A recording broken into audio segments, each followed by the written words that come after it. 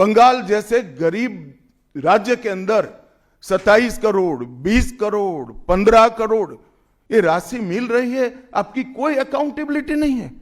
Partho Chatterjee jail में जाते हैं, ज्योति प्रिय मलिक जेल में जाते हैं, अनुव्रत मंडल जेल में जाते हैं, जीवन कृष्ण शाह जेल में जाते हैं, माणिक भट्टाचार्य जेल में जाते हैं, चंद्रनाथ सिन्हा जेल में जाते हैं, परेश पाल जेल में जाते हैं, कुंतल घोष जेल में जाते हैं, फिरहाद हकीम वो भी आरोपी बनाए जाते हैं, शोभन चैटर्जी आरोपी बनाए जाते हैं, कुणाल घोष 3 साल जेल में रहकर आते हैं, और आप कहती है कि भ्रष्टाचार नहीं हो गया, हो रहा है।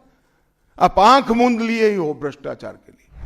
देशेर স্বরাষ্ট্রমন্ত্রী অমিত শাহ তার আরেকবার ব্যর্থ হতে চলা বঙ্গ সফরে এসে শুনলাম খুব আক্রমণ করেছেন এবং আমার নামও উচ্চারণ করেছেন।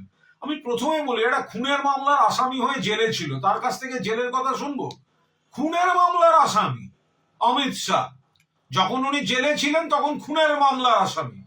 মামলা কিভাবে এগিয়েছে টেগিয়েছে সেগুলো সারা দেশের লোক জানেন। তো সময় দিন না, তারপর দেখতে পাবেন। আর মানুষও জানেন, যারা তদন্তকারী অফিসার তারা জানেন, যারা বিচারক, যাদের কাছে মহামান্য বিচারকদের কাছে কেস ডায়েরি যায় যে আমি আদৌ অপরাধী না নিরপরাধ, আমার একাধিক মামলা শেষ হতেও শুরু করেছে। ফলে এইসব কুৎসা গায়ে লাগছে না, যুক্তি দিয়ে কথা বলা। অনুপ্রবেশ, আপনি মশাই স্বরাষ্ট্রমন্ত্রী, আপনার বিএসএফ, অনুপ্রবেশ হলে আপনি ব্যর্থ।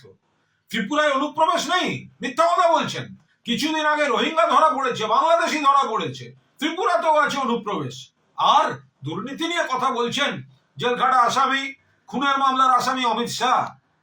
যে আপনারা যাদের দিকে আঙুল তুলেছেন দুর্নীতিগ্রস্ত বলে, ভিডিও দেখিয়েছেন পশ্চিমবঙ্গে, আজকের যিনি বিরোধী দলনেতা, মহারাষ্ট্র, সারা দেশে, আসাম, যাদের বলেছেন তাদের এগেনস্টে তদন্ত চাই, হাজার হাজার কোটি টাকার দুর্নীতি অনেকে, তাদেরকেই তারপরে ওয়াশিং মেশিন বিজেপিতে নিয়ে তাদেরকেই পদ দিয়ে আবার বড় বড় কথা বলছেন। যাদের ক্যামেরায় দেখা যাচ্ছে টাকা নিচ্ছে তাদের নিয়ে বসে আছেন, আপনি আবার অন্যদের দিকে তাকিয়ে কথা বলছেন।